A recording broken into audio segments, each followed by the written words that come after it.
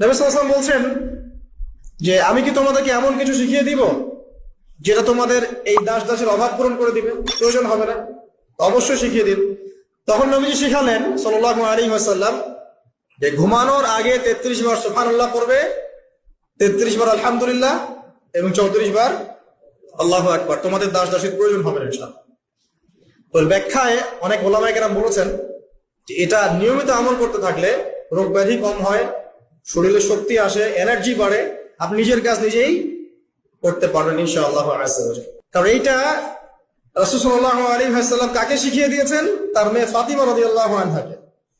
আমি বারবার একটা কথা বলি যে কোনো মানুষকে ভালোবাসেন, কোনো মানুষকে সত্যিকার অর্থে ভালোবাসে না, শুধুমাত্র আপনার রব আল্লাহই আপনাকে ভালোবাসে।